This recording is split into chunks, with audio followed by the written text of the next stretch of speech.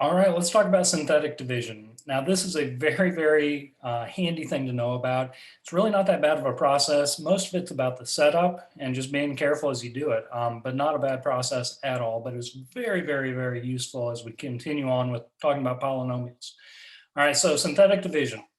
Only use it when we are dividing by something that looks like this, 1x minus k, where k is some real number. All right, so don't use it if it's 2x plus 3 or anything else besides 1x minus a number, or this could be 1x minus a negative number, which would be like 1x plus a number. All right, so the important thing as we're getting going on this is you're dividing by x minus k. We actually kind of want to figure out when would this divisor equal 0. So in the first one here, we're dividing by x plus 2. So perfect idea, let's use synthetic division on this. But really, we need to know when will x plus 2 equal 0. Well, that's going to happen when we have x equals negative 2.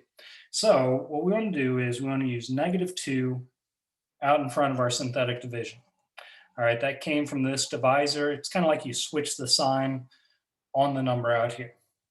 Okay, next what I want to do is I want to copy down each one of these coefficients, the numbers that go along in front of each one of these terms. Now we didn't skip any powers of x, I noticed as we went through here.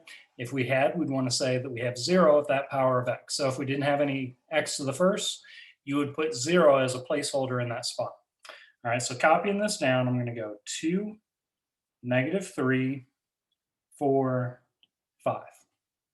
Now I'm going to leave a blank row. Put a not very straight line going across here. All right.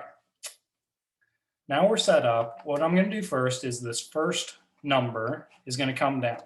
So I'm simply going to bring that down and copy it down at the bottom in the next row. Okay, the process from here goes that we're going to multiply whatever's out in front here. That's what we're referring back to when we're multiplying. So negative 2 multiplied by 2, and that result's going to go in this next spot.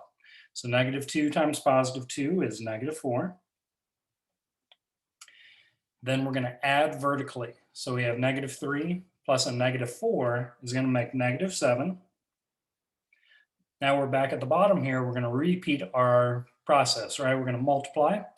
Negative 2 multiplied by negative 7 makes positive 14. Back to adding 4 plus 14 makes 18. When we're back at the bottom here, we're back to multiplying. So negative 2 times 18 is going to be negative 36.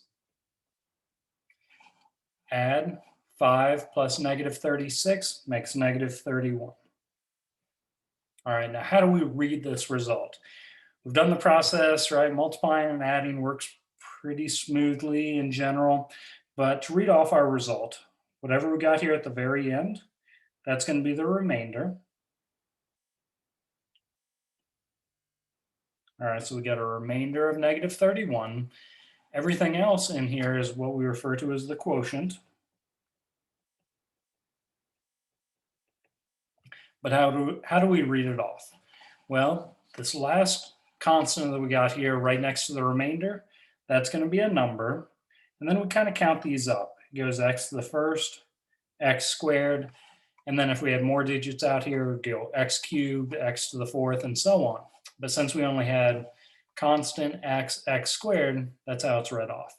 All right, so we could format our solution as kind of being like 2x squared minus 7x plus 18 would be the quotient.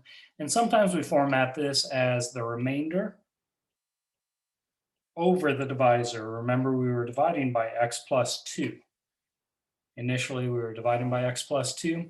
So you can format this as the quotient plus the remainder over the divisor. Now, our remainder turned out negative, so instead of saying plus a negative 31, I move that negative out in front of that fraction. But hopefully this helps you as we're getting used to synthetic division.